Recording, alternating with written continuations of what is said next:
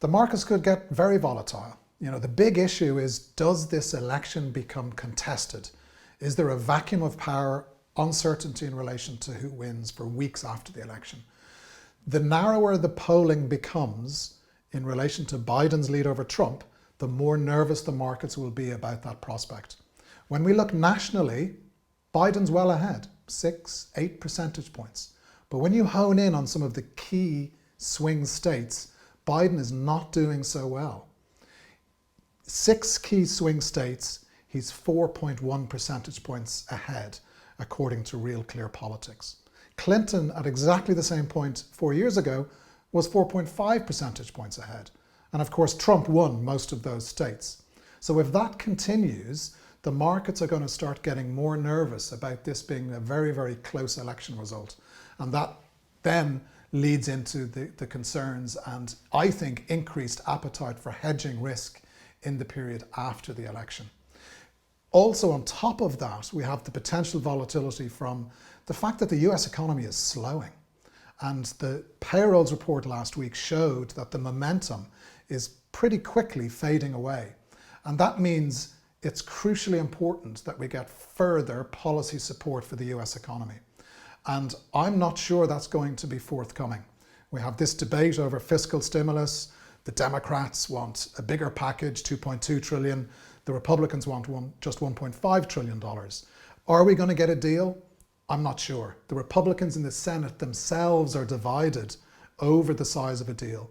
And if we don't get a deal, that's going to create additional volatility going into the election on the 3rd of November. So plenty of risks lie ahead. Unfortunately, COVID infection rates are clearly accelerating in the UK. That's prompting the government into widening the restrictions across the country.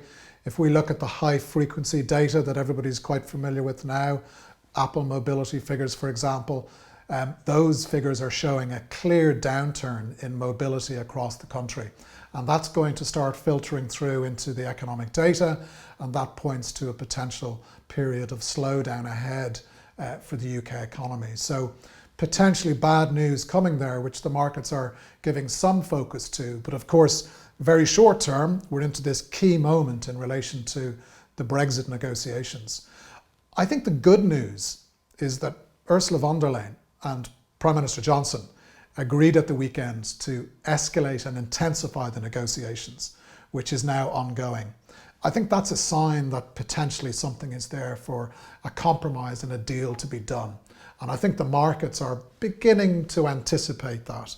The pound is starting to outperform, and I think the markets are braced for a deal being done. Perhaps, as usual in Europe, right up at the deadline, that's when we'll get it. But I do expect a deal, and that will help to improve the sentiment, which, as I said, is beginning to turn more negative because of what's happening with COVID and the potential implications for economic activity. Well, I think for the dollar generally, we have a bearish view for 2021. We're assuming a Biden victory. We're assuming substantial fiscal stimulus. We're assuming the Federal Reserve will commit to keeping nominal yields low for longer. That implies a further drop in real yields, which is very negative for the US dollar. So 2021, we have euro dollar moving up to the 125 level in Q3.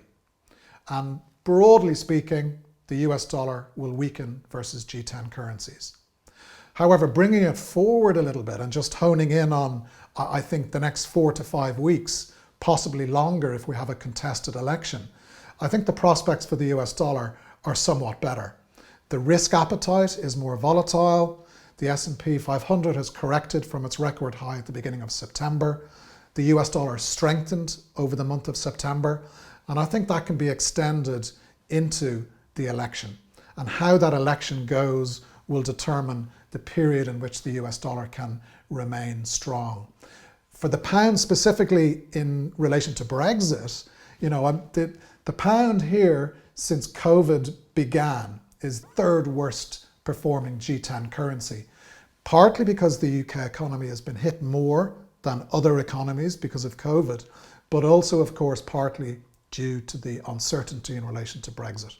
If, as I said a moment ago, we get a deal done, I think for sure we're going to get a period of outperformance, potentially cable up to 134, 135. But if it's a bare bones deal, like I think it might be, the levels up there, you know, we could get a correction lower as the markets absorb the details of the deal, which might not be as good as the initial expectations.